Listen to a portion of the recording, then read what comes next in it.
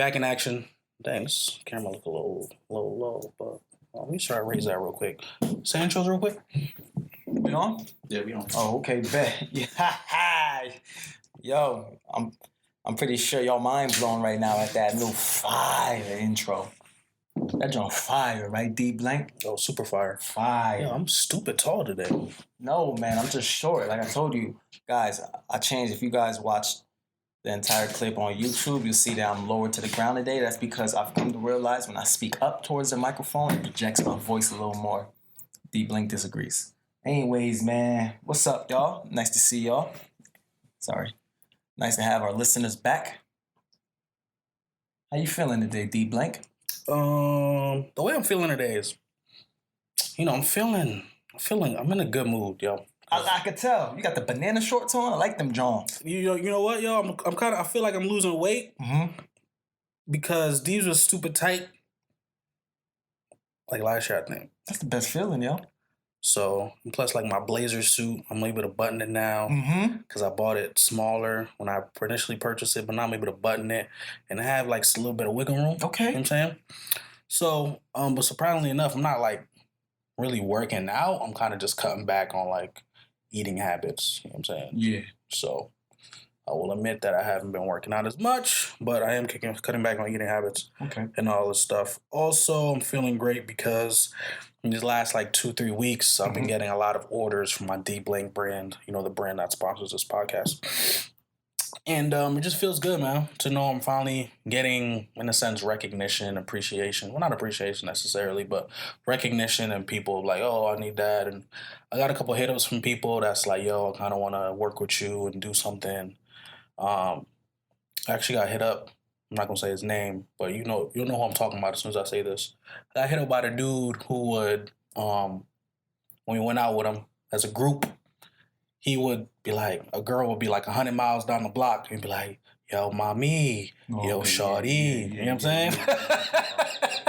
So I got hit up by him and he said he got some thing in emotions right now that he want to link up with me. So I was like, all right, bet, cool. All right, so besides the adulation that you're receiving, how is that helping our podcast, my man? We don't need to talk about it on this. We could go behind, but let that question resonate.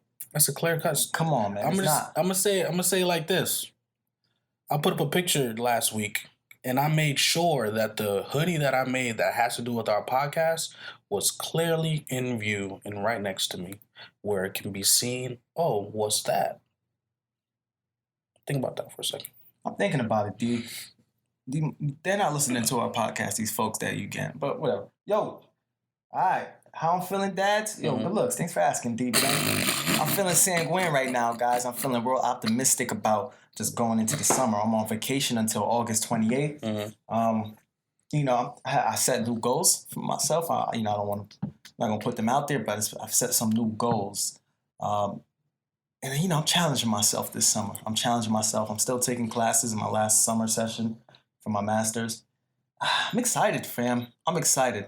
I remember 2 weeks ago I was saying that I felt inquisitive. I just love new knowledge and going out there trying to take in new knowledge. That's how I'm feeling right now too. I'm just sanguine and just optimistic of what's to come. Gonna be some challenging things ahead of me, but I'll be all right. I think Denzel Washington said something like, said something along the lines of, ease is a greater threat to growth than hardships or challenges. One of those. He said basically ease is a greater threat, meaning if something comes to you easy, it's like, why are you doing it still? You're not going to grow from it. Rather, your challenges and you learn from your mistakes and you learn from your failures. That's how I'm feeling this summer. I know I'm going to come across a lot of failures and my new goals that I set and what I'm trying to do, but optimistic, B. Oh, before we continue, I'm glad you feel that way, and I'm kind of jealous you got the summer off, but it is what it is. But anyways, so you asked me, I just briefly want to say, how's that helping? I met up with some dude the other day that I'm delivering a shirt to, and his boy that he was with was like, yo, what are you doing? I was like, well, I'll do this, and also do this podcast with my boy Shawn. You actually know this guy because we went to elementary school together. I was surprised that he's still around. Anyways, besides the point. Come to find out, he does editing of other podcasts, and he actually asked me straight up, like, yo, if you ever overwhelmed and can't edit the audio yourself and you're looking for like that third party, send the stuff to me and I'll edit it for you and I'll send it back. So just in the midst of all of that, I'm selling myself, but I'm also selling I don't like that, us. though. You know, I don't like that because we're going to have to requite that in some way. We're going to have to basically reciprocate somehow. Everything's binding, my man. Down the line, if our shit blow up, this dude is going to be there like, yo, I helped you down the line. Oh, no, so either put a contract together with my man. That's a cool idea, but put a contract together. We're going to have to pay the dude. I'm not saying we're just linking with him. I was more leaning towards the fact nothing is done for free. I'm saying I was more leaning towards the fact of me selling my D blank gear is also at the same time. But is he going to listen to it?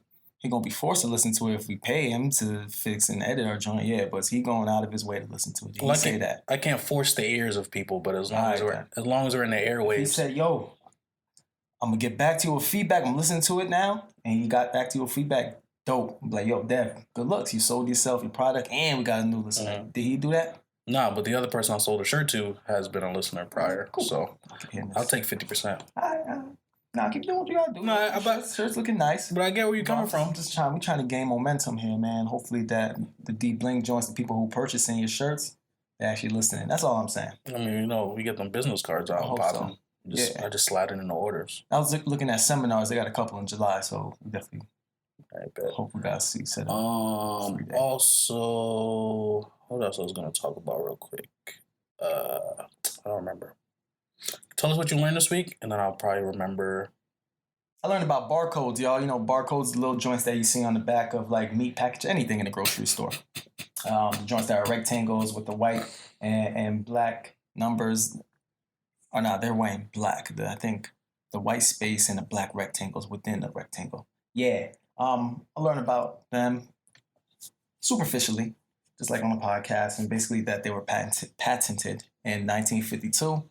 However, they didn't really become commercially successful for another 20 years. Jesus. In 1974, where they actually integrated it into supermarkets. They tried it for like other things like railroads and carts, because companies used to steal railroad carts. I did not know that. That was also in the podcast. And that's why they had to put like barcodes. For what? Man, there's a long story behind that. I keep hitting this and it's actually annoying.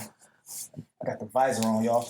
But yo, yeah. And I also learned that the first thing bought, like purchased, with the barcode being in use at the supermarket was a 10-pack of Wrigley's gum. Fun fact. That's really it. And that was 1974. So barcodes are weird to me though, because I feel like they all look the same. But yeah, when you scan it, like the computer registers that it's that item. It's dope. There was a whole algorithm.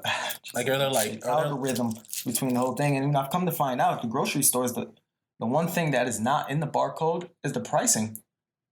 You would think that is pricing within it. No, within those squares and those little rectangles. It's just the inventory. Yeah. And then in the system, that barcode registers and they put a price on it. I get that. I can understand that. I was like, oh, shoot. I always thought it just had the pricing, same joint. That's why sometimes when they mess up, they didn't just... But no, it resonated with me when I realized that's why when it messes up, like when he scans something and then you go look and like, hey, but it says on sale over here for $9.99, they just didn't update the system yet. So I was like, oh, all right. Yeah. So I guess so. That makes a lot of sense. Yeah. Something that... I don't know if I learned it per se. I paid attention to it, but I actually want to share it for today's topic of the episode. Something I learned this week that kind of blows my mind in a sense. Yeah. I watch a lot of paternity court, and I'll talk about this in the past. Paternity court, couples court. And, it blows my mind how, like, a girl can have a baby, right? Yeah. The father or the assumed father doesn't sign the birth certificate, but yet... she could be on some, that's my kid's father, right? Mm-hmm. And then they go to the court sends out a letter saying, hey, you have to appear in court. Mm-hmm. And if the person fails to appear, then they become dad by default. And then she can put that person on child support. Yeah. Even though, he's not on the birth certificate, there's no DNA tested. And since he's not there, which is very important, that he should be there, is the judge can just be like, all right, well, we'll just charge him $250 a paycheck. It's scary, bro. And then But the guy could be making like $300 a paycheck. Now he's left with $50 every paycheck. And it's like, what the freak? Dude could be across the world. Yo, across the country. Like, and you sending letters to old addresses. Like, you know what I'm saying? It's like, it blows my mind. And then they get caught up in that and they can go to prison and all that stuff. I know who that happened to personally. I won't say names, but that's exactly how it happened. It's funny, man. It's nuts. I think Drake mentioned in his song or interview, basically, he does like a paternity test a month for like these randoms. As he should. Because he has to. Because they claim that like you're legally obligated, like you said, you have to appear. If they're claiming that you're the baby daddy, what? That's you know how much power that is. Stipulation is that? Like, what is that? Like we need to have some new stipulations in these laws where it's like, hey, you got to have at least evidence you were with this person, have videos, text messages, I don't know, something, right? Because even if they get put on child support and then they come to prove that they're not the father, they don't get that child support that they paid back. Wow. You know what I'm saying? So like you losing it's just like it's a lose-lose. Like you could have paid $20,000 and then all of a sudden you find out it's like, oh well, sorry. You know what I'm saying? Like I feel like moms should be held accountable for that. Like the you know, they should be put on a payment plan to pay my man's back for all the money that he put into this child. And it's like, you know what I'm saying? That's just my thought process. No, I agree. Somebody should be held culpable and it got to be the mothers. Because it's beyond me that they don't even, it's just, oh, hey, slap on her. Like, oh, sorry. We're so sorry for taking all your money. You know what I mean? Sorry for putting you in debt. And it's like, all right, whatever. Garbage, man. Men don't have enough power out here. So, that leads into the topic of today's episode. So, I was kind of sitting around, and in my age, I see a lot of my peers have children. Some of my peers are on their second child. Mind you, I'm only 26. Not that it's an issue or anything, but it's just one of those things where growing up, I didn't really see myself having a child till I was like old. Like, not old, but like 35, you know, around that age. And then you come across my peers who are having kids at 17, 19. And it got me thinking, like, what type of parent would I be when I have my first child? Because I'm not here to bash any of my peers that have children. Like, that's solely up to you. That's your body. That's your life. Has nothing to do with me. But it did really get me thinking of what type of parent I would be when my first child comes, when I have multiple children. Because I'm more traditional. You know what I'm saying? I grew up in a mom and dad were there in the house.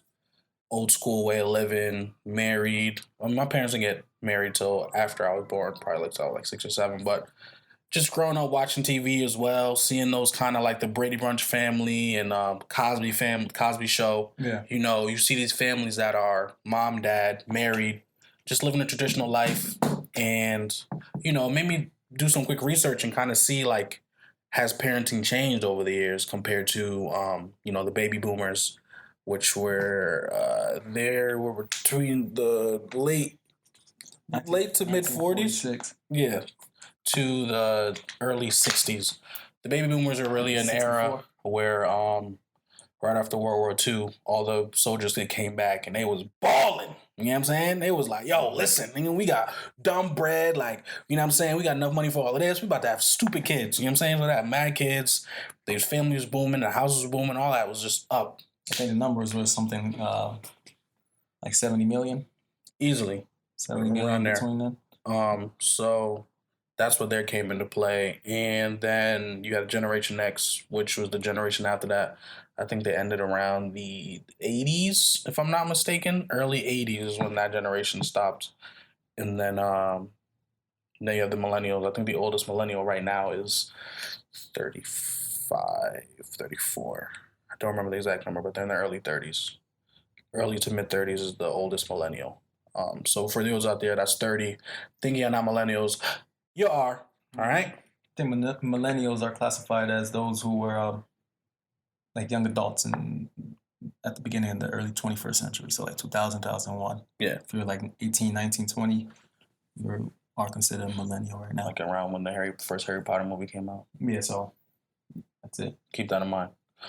So I just wanted to really just talk about the differences that I came across and kind of give my insight. You give your insight, obviously.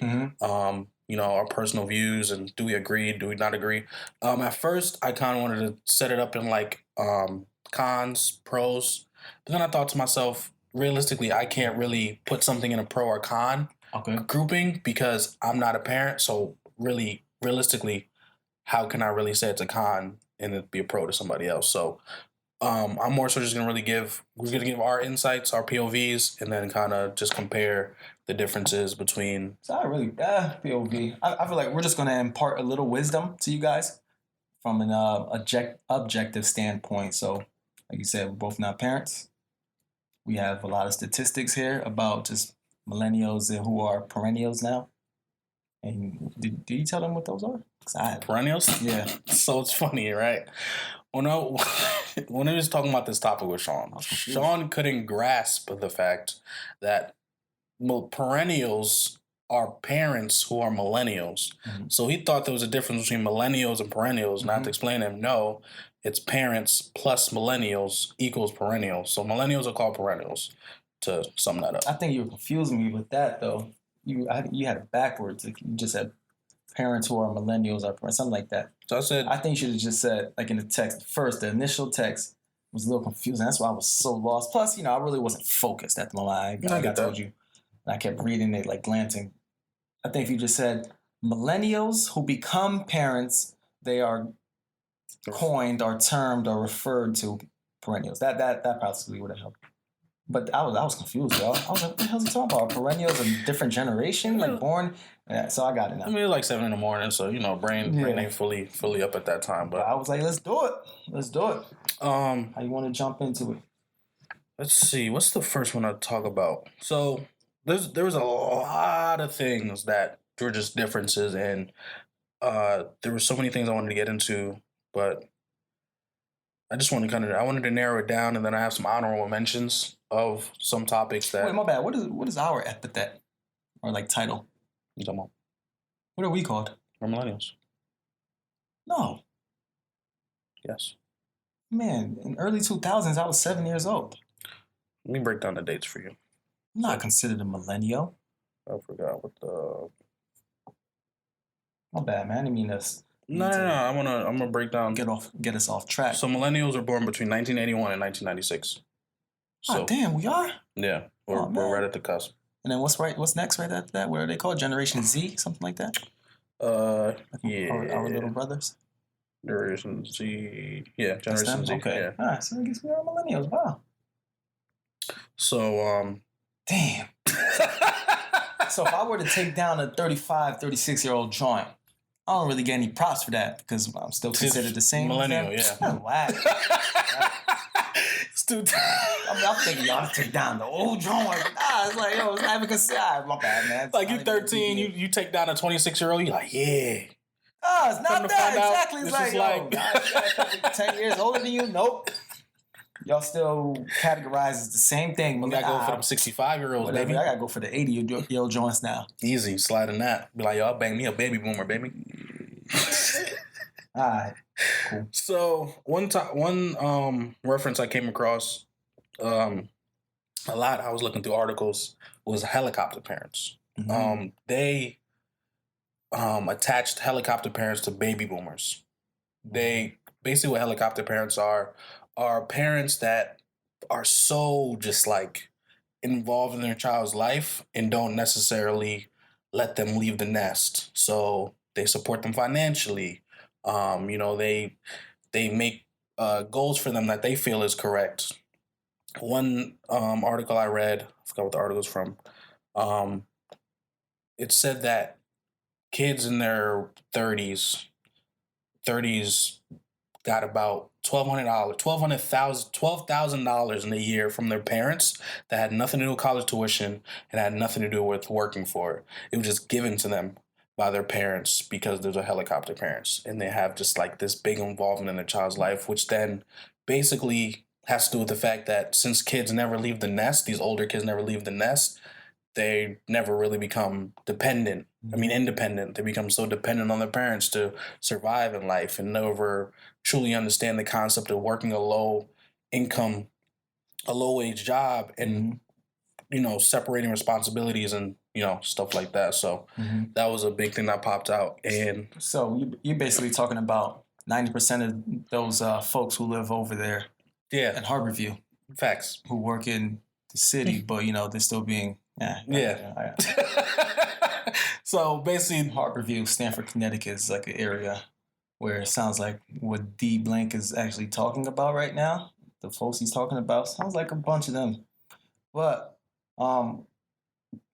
quick question. What's up? How do you discern the difference between, how do you discern a helicopter parent and a parent who's just supportive?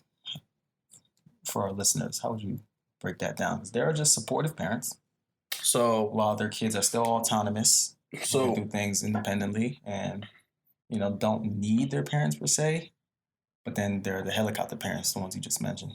Helicopter parents are notoriously known as group of overprotective, over anxious, and hyper controlling parents. Okay, I like that one. So, you can tell the difference between that because it's difference between, like you said, a parent just being in their child's life and you kind of just being there, kind of just trying to steer them. But a helicopter parent will get in the car, kick their kid to the passenger seat, and start driving. So let me give you an example. Let me know. So helicopter parent, So say I had a helicopter parent. I'm taking a joint down in my room, clapping it, bang, bang, bang, bang. Helicopter parent walks in and joins and say you're not doing it correctly. Facts. What?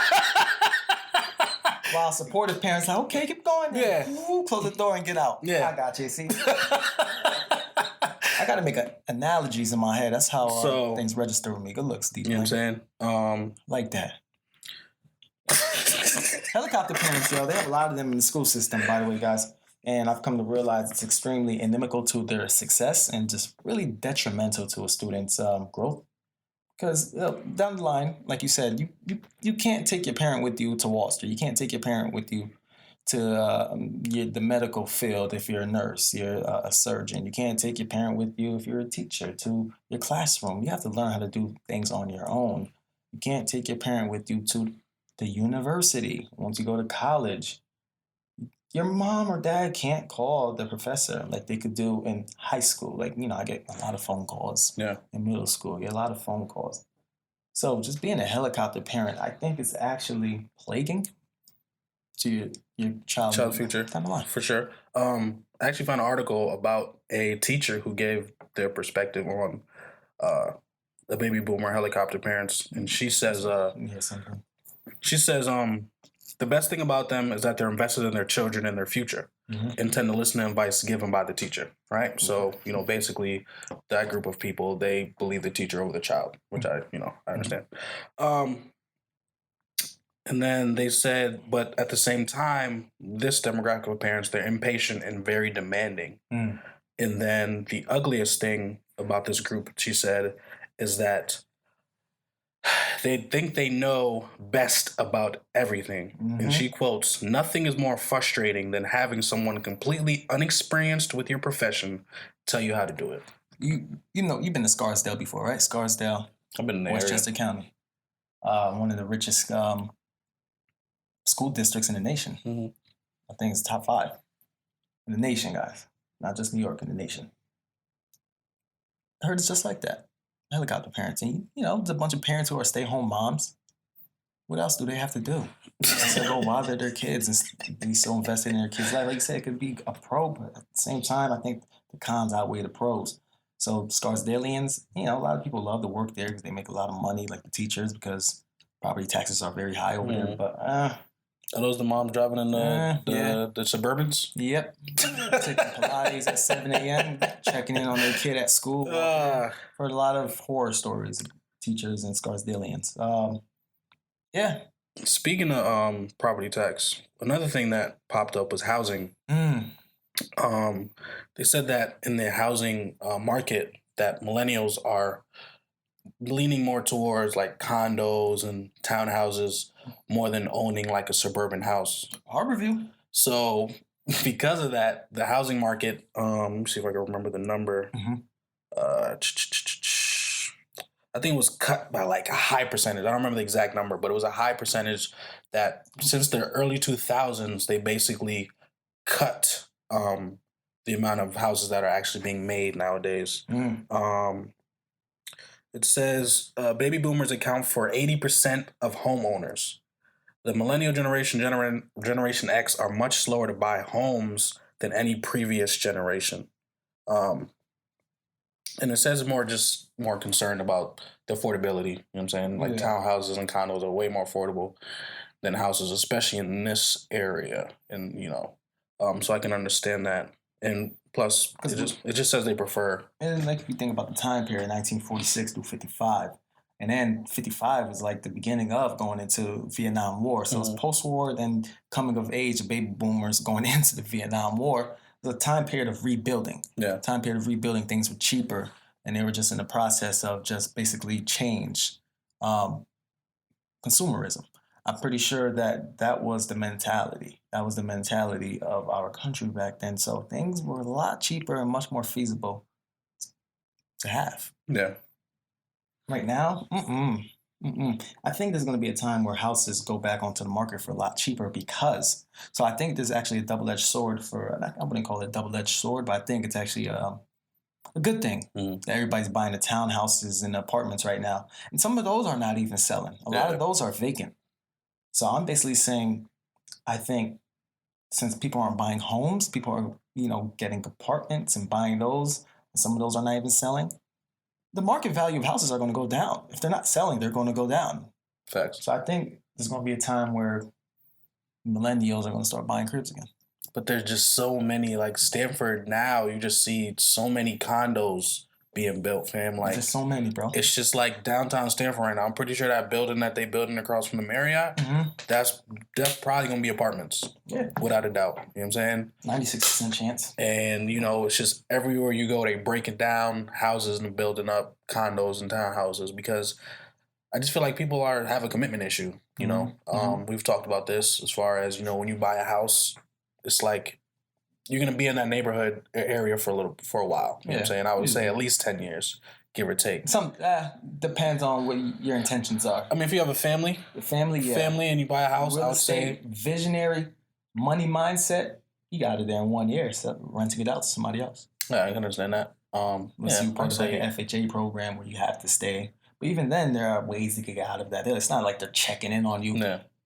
Shawn? Oh, yeah, Shawn's not walking in there. Who's that walking in? That's checking on you. Just have the same address. Yeah, I get that. But I would say if you're starting a family, give or take 5 to 10 years. But why aren't these young millennials, millennials, 30, 35, a lot of them still don't have kids, I'm assuming. Why aren't they buying the cribs? So affordability, like you said. Speaking of kids, speaking of affordability, they said millennials are the highest generation right now that struggle the most. One thing that popped out to me was, number one, childcare and education costs have drastically increased by 18% of the total cost of raising a kid compared to 2% back in the 1960s. What do you think about that? It jumped 16% in cost from the 1960s, bro. That was during the baby boomer era, right? Near the end of it. And also, people between the age of 18 to 34 make less than $2,000 now than it would have in the 1980s. So $2,000 is not like, nah, nigga, that's some guala in your pocket, 2,000. You know what I'm saying? So because we're making less money now as this generation, it's kind of hard to really invest into housing and feel like, you can afford it in the long run, especially if you're trying to start a family and realizing that the cost of childcare alone is rising. It's like, dang, like I want to buy this house, but can I afford the house and my child at the same time? Freaking like daycares be costing people like a couple $100 a week just to watch my kid for 40 hours while I go try to make this money. You know what I'm saying? So, and then the house alone will probably cost you, give or take, $1,300, $1,400 in mortgage. So I'm going to play... devil's advocate? Not devil's advocate. I'm not going to play anything. I have mixed feelings about that because I want to question, why is that? Why is that? Why are we making less? Why, I definitely know why. It's increased 16% for childcare. Times change. Times change. We need to be a little more malleable, and we have to be able to change with the times too and adapt. Learn skills. Why couldn't the baby boomers teach their millennial children, or they would be millennials, right? Baby boomers' children, millennials, somewhat. Because baby boomers now are about 60. Yeah, I mean, if they lost their head, but then again, but that means they had them a little. But baby boomers had their kids like before 25 usually. Oh, they got married early and they had kids early. So that generation. So if they're born in 46, if one kid was born in 46, by the time they're 86, they would have a millennial child. I mean, by the time it was 66 and they were 20 and they had a child, they'd have a millennial child, if I'm not mistaken, right? Math isn't my thing, but whatever. I'm basically, the point I'm getting at is we should be able to adapt and change. We know that supply and demand, inflation, all of that plays a role in our economy. You have to be prepared for them things, man. We have to be prepared for it. We need to be able to adapt, as I mentioned. Have contingencies in place. We can't make excuses anymore. We can't just settle for these mediocre jobs and just stick with those jobs. You need to find things with purpose and that will drive you, and sometimes that could lead you to making money. Because it's not all about just making money. It's all about doing what you love. If you're doing what you love, chances are you're going to make some money out of it, fam. So like doing a trade. I mean, I feel like nowadays millennials more than anything are finding trades and ways to make extra money under the table or over the table, however you want to. I think the latter end of millennials, the 1990 end, the 1985 end, we got to get that straight. I think like 1988 through 96, because you said millennials are between what age again? 81 to 96? 81 to 96. I think the latter end, fam. I think these other millennials, the lower end, the 81 through 90, are the ones who are just sticking with these jobs. And please feel free to argue me, guys, and dispute that, because this is all anecdotal right here from what I've viewed. I don't have any evidence behind that, but you have evidence to argue that some millennials are taking these trade courses and doing different things like under the table, as you just mentioned. I could agree with you, because I do feel like I do come across a lot of people who are older than me that just are so stagnant. Like, exactly, I'd be like, yo, how can you be a cashier here for 20 years? I'm 4 years old. Like how old am I? 26. I was 6 years old when you became a cashier, and you're content with working here. Like you've been here 10 plus years and not trying to do nothing else. And that's scary. And like, no knock against that, because maybe that's what people have to do at the moment. But I just feel like for that to be an end goal, I know that's nobody's end goal. It can't be. There's no way you can be content with waking up every morning. People with disabilities to a side, maybe that's all they can handle. But I get it. You know what I'm saying? We're talking about the general population who is capable mentally, physically, able to move on and do something. You know what I'm saying? Like, I was caught up in a job for 8 years, and I was like, yo, bro, what the freak am I doing? What am I doing? I can't just settle for this. Like, this doesn't make sense to me. I'm not gaining nothing. I'm gaining a paycheck, cool. I'm paying bills, cool. But, and then they complain when they're 60. Yo, dang, man, I wish, bruh. That's the worst regret ever. And my thing is, it just kind of relates back to something we spoke about in past episodes, having a support group around you, having peers around you that, you can look at as motivation, or, what I'm saying, people to challenge you. You know what I'm saying? Like, D blank, what the hell you doing still working? Like, I always ask you, D, what you doing with the massage joint? Yeah. That's not me criticizing you. It's me challenging you, because I know you could be doing things. You're dexterous, man. You do things with your hands. You do things, the massage. You're great with your hands, with the computer, the tech. Yeah. So it's like, yo, what are you doing? If you don't have good people around you to challenge you, just like, yo, D blank, I can get that hotel from you, and I always hit you up for the hotel, and I'm cool with that. That's selfish of me. I'm not a friend, fam. A friend's there to challenge and push your boys to the next limit. Facts. Exactly what you were just saying. I agree, D blank. Have that good consortium around you of people. There's people, you drive through the town, and you see people on the same corner just sitting there. You just like, yo, bro, I hope you did something productive today. Charlamagne said, I forgot how many hours are in a week, but there's a surplus amount of hours in the week. I don't know exactly the number. How many hours in a week? Basically, there's 168 hours in a week, right? Average, I mean, me personally, I could work my day off for 5-6 hours, give or take. You know what I'm saying? So we times that. We'll times 5 times 7. That's 35 hours. So subtract 35. What's that? 133 hours, right? Mm-hmm. You probably work, give or take, 40 hours a week at your job. You subtract that, you're probably like 90 hours left in a week. What are you doing with that extra 90 hours, bruh? You know what I'm saying? Are you grinding, or are you just like wasting time watching YouTube videos all day? And I don't want to go on like a rant or nothing like that, but it's just like, yo, bruh, like this just relates back to us the cusp of the millennial age. We trying to do something, bruh. Like we really out here trying to grind and pick up trades and all of that. Like, and then I don't know. I don't want to get too much off topic. I agree with you, man. Especially when you breaking down the hours, and I try to basically allocate 2 hours a day, so that's 14 hours a week.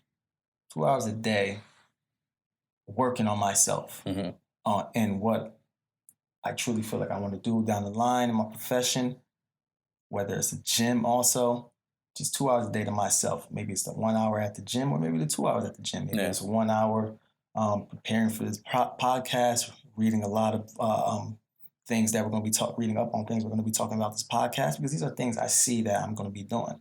Yes, I'm a teacher right now, and I also work on my craft those other hours. Obviously, I plan and things of that nature. But I need to have contingencies in place. You know what I'm saying? I could get fired any minute. What's going to happen? My pension's gone. What happens? I can't sit there and be like, oh, I don't know what to do. You know? People don't work on yourself, guys. Work on yourself, man. Like the YouTube and things, you can fit some time into that. But I hate when people say, I don't got time. I hate when people say, I don't have time. Everybody got time to do what you want to do. Everybody got time, bro. Come on, man. 90 hours in a week. 90 hours. Don't you think about that? 90 hours. And even if you take another 40 hours out of that for whatever you want to do, you still got a whole work week with the hours left to do something, bro. You know what I'm saying? Every day I'm trying to work on my brand and work on this and all that good stuff. But I truly apologize, guys. I hope I'm not coming off pompous, because I'm not trying to come off like that. I'm just trying to say how I feel and just like some things that aggravate me. And hopefully y'all are listening and like, damn, you're right, man. You're right. They definitely, you know, D Blank and Daz. They're right, man. I do have time to do this. Let me put this to a side. Let me put away my work. I know this is my career, but what if that's not really what you want to be doing? Don't you want to invest time in yourself? That's what we're getting at. Leading in. So another thing that, I mean, it annoys me more than anything, but I kind of throw it in there, that yo, us millennials, we gotta stop, yo. We gotta stop. We gotta stop putting putting your kids' whole life on social media, bro. Yo!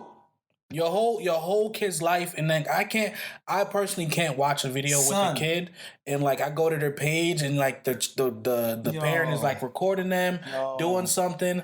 What's that word? What's that word what's that word? It's like you have something. Oh my God! And you like you, in a sense, you abuse it. I can't think of the word, yo. Man, I don't know. It's not necessarily abuse, but you use something so much to your own gratification in a way. The word's on the tip of my tongue, but I just can't think. It'll come back to me. But basically, I watch these videos and I see little kids dancing or doing whatever, and it's like I feel like the parent is living through the child. Oh, all right. He's not vicariously, right? You're not trying to talk about. You're talking about how they're trying to use to like big themselves up. Yeah. And it's just like see that a lot. It's like, yo, bro, like you can't. Are you really trying to promote what your child is doing, or are you trying to show like you're such a great parent type of thing? Like, you know what I mean? Like your kid dancing the Schoolboy Q is cute, but to do that type of thing every single time, I got you, D. It's like, bro, relax. Your kid got 20,000 followers. You got 500. What gratification you get from that? Like, what's your goal here? Like, you know what I'm saying? So, yo, we got to stop that. Like, that's the real question. What is your goal? A lot of people have these ulterior motives, man. It's scary because it's like, are you really trying to just be proud? Or are you really trying to bring some of that attention back to your page? It's scary, man. Why does a toddler need a freaking Instagram, bro? Tell me that. Tell me. And why are these people following DJ Khaled's child? Is their life that miserable and boring that you gotta follow? Mundane, oh my goodness! You find enjoyment in that's pedophilia to me. Bruh. You'll never, I might come across it, but cool. Movie. I'm never clicking that follow, but I care that much about what Assad, or however you pronounce his name, Assad. Scary, bro. It's scary, bro. It makes no sense to me why people find gratification some people who are listening to this agree. Obviously, there are going to be people who disagree. I would like to know who and why, but those of you who agree, I'd also like to know why if you bring up some other points. Stop recording your child all the time. I agree. Stop. Especially if you don't record yourself regularly. You just recording your child, putting out your child up. I know what your kid looks like more than I know what you look like. And we spoke about this too, and the consequences that could lead to the social media one, and what, the burglaries and the kidnappings and things of that nature, and just the creepy people out there. You're promoting your kid. You're promoting your kid to these creeps out there. That is scary. Every day. You don't feel, and how do you not feel uncomfortable with that? Like, there are people out there who actually enjoy what Assad is doing. That's cool. Then there are people who are fantasizing about Assad. That scares me. Mm-hmm. Which leads to the percentage of unmarried pregnant women who live with their baby fathers by the time of birth jumped from 8% to 28%. So millennials. I got confused there. Can you repeat that? Yeah, of course. So millennials are having kids, more kids, but are not being married to their. They're not being a married couple. Oh, okay. So they're having kids, but they're not being married. I got you. Which was a lower percentage back in the day at the baby boomers. Like, they were married, they had kids. Now millennials are having kids, living with the baby's father or whatever, but they're just not married. And I'm guessing that's because of tradition back in the day. Yeah, more so. It's more traditional. Millennials are what was seen on TV. They're shifting more away from the traditional family per se. What to say right here? It says 1 in 4 parents living with a child in the United States today are unmarried. Mm-hmm. Half a century ago, fewer than 1 in 10 parents living with their children were unmarried. Wow. So the number has definitely increased on that end. And also, speaking of families, kudos to us men out there. You know what I'm saying?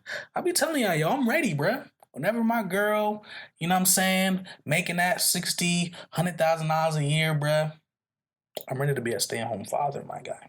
Yo, fam, what the hell is that? This dude said 60 or 100,000. Yeah, I stopped at 60,000, ain't that much.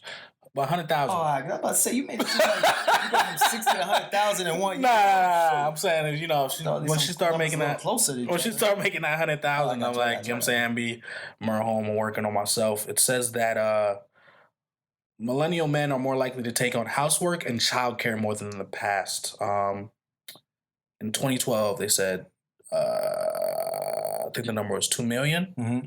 And where'd I know that?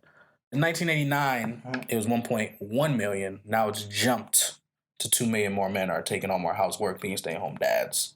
I'm pretty sure the number is way higher now because that was from like 6 years ago.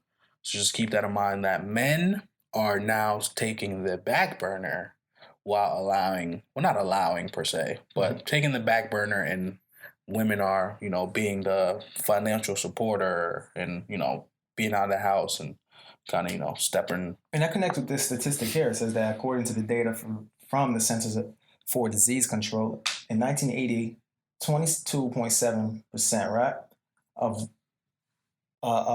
parents were willing to have kids. Compared to 2003, now it's like 26%. Not like a large increase, but when you think about it in numbers of population, that's large. That millennials are waiting longer to have kids. Let's sort of backtrack into what you were saying about just something you said a few minutes ago when we were talking about millennials and traditional families. Yeah, but we're actually waiting longer because, especially women, it says the fact that the U.S. workforce doesn't afford the kind of support that would enable women to have children and develop their careers. And we see that a lot today. And that's why we are creating more of these independent, hardworking women who are career-driven. And that's why they are usually, sometimes it's the trope, like in these movies and shows, that they are lonely and single because they're so career-driven. They don't have time to be spending their energy on somebody else and having a kid, because that's a new responsibility now. Like you said, and like it said here in the article, they can't afford having a kid because now they won't be accepted in the work field. What do you think about that? Do you agree, disagree? Do you feel like, hey, that is sort of true? I mean, I feel like it is true. You know what I'm saying? Realistically, I mean, you go to college, you get a degree. You come out, you're probably making the lowest wage for at least 2-3 years before you really get that. That's very true. These entry-level jobs, people think you get out, you business, you making $90,000. No. Right. You got $35,000. Yeah, you could be making just as much as a cashier with your degree. But you're basically gaining the experience to move up to make that $50,000, $60,000 in a couple of years compared to that cashier who's going to stay at $35,000 for the next 4 to 5 years. You know what I'm saying? Baby comes into play. Now, you are set back, so it does make sense. A baby alone, I'm just taking a shot in the dark here, gotta run you at least $20,000 a year for costs. So, that includes housing, supplies, childcare, all that good stuff. Yeah. So, if you're making $40,000 a year, that's half of what you make. It's not even like you pocket that $40,000, realistically speaking. You know what I'm saying? Yeah. So it is harder for women, but I'm just glad that women are more in the workforce now instead of just being at home, being a stay-at-home mom, and not really having anything to lean back on, God forbid, if the husband passes or something like that. You know what I'm saying? So just want to put that out. Kudos to the women out there that's really... but kudos to those women who do have kids, go to college, and, are successful. So I think and success is relative, too. So you have your definition of success. Yeah. I have mine, and so whatever the success is to them. So kudos to you guys. There was one thing that I said. Oh, it said 1 in 5, just speaking of like finances and stuff, 1 in 5 millennial parents are living in poverty. 20%. So I want you to think about that. This relates back to, pursuing your goal and going to school and doing all this childcare stuff. 1 in 5, bruh. So think about that for a second. 20%, guys. Perennials. Millennial parents. All right. That is nuts. And then it said there's also, there's more college educated young adults than previous generations, which I feel like is very true. Repeat that. There's more college educated, young adults than previous years. Why is that? I just feel like I didn't really look more into it, but from my standpoint, I feel like we're more aware of how important the college degree is. You're raised in a house. Your parents tell you, "Hey, go to school, get this," because they've been through the whole process of trying to become something and support you. You know what I'm saying? Yeah. So a lot of our peers, I would say, are first generational college students. Yeah. Because their parents they came over, they were hard workers, they had to use their hands, they learned a lot of trades, and the trades, they feel like, listen, I'm making a decent living with this trade, like, I don't need a college degree. But I want my child to get a college degree because I know how high the ceiling will be for them. So that's why I feel like... You nailed it. That's why I feel like... Degree, instill that into them. Degree. So, that's why I feel like that way. But it just relates back to, parents being stagnant and all that good stuff. Also, I want to get into the fact, this was very important to me. They said millennial parents, when asked what type of parent are they, they said, we're more the fun parent. And I can understand that. I know you want to be the fun parent. You can want your child to like you and all this other good stuff. But it's like, I don't understand why you want to be this fun parent and then be your child's best friend. And then all of a sudden, when these children grow up to be disrespectful and, yelling at you, screaming at you, cursing at you, you kind of try to take the reins at that point and try to control. Well, not necessarily control. I use that word very loosely. But control your child. And it's like this whole time you were trying to be... It's too late. You were trying to be your child's friend this whole time. Yeah. They didn't see you as a parent. Like, they noticed you instilled certain rules and regulations, but at the end of the day, you kind of just too laid back for them. Like the Mean Girls parent. That mom. Exactly. Something just like that. So, the difference between that is, like, the older generations, they're more stern. It's like, listen, I'm not your friend. I'm your parent. You respect authority. So respect me as such. Elders, you're adults, you're right. You know what I'm saying? So that's something I really do see a lot. Like, especially where I was at before working, I saw there was a lot of people my age. I'm whooping ass. That's how I thought out there. I'm whooping ass. I'm like that. Excuse my language, y'all, but I had to just that was I had to say it because that's what I'm doing. I'm more traditional. I'm putting my hands on my kid to a degree. To a degree. You know what I mean, I'm not beating them with a pot. Punishment. Like, yeah. I had some bad joints, but I'm gonna have some punishments. Basically, I think that's what it is. Have consequences, and there are ramifications for things you guys do, and it doesn't necessarily always have to come with whooping ass. Sometimes it might be that. But it might just be taking away the phone for a month until you come back with some good grades. Simple as that. I think we get away from that too much nowadays with some of our parents, man. As a teacher, I notice it and it scares me. But, I'm whipping. do that too. Throw me, D. Throw me along. Nah, it's facts, yo. I mean, I got to put my hands on them. You know what I'm saying? Even if it's my daughter can get their hands too. You know what I'm saying? That's just real life.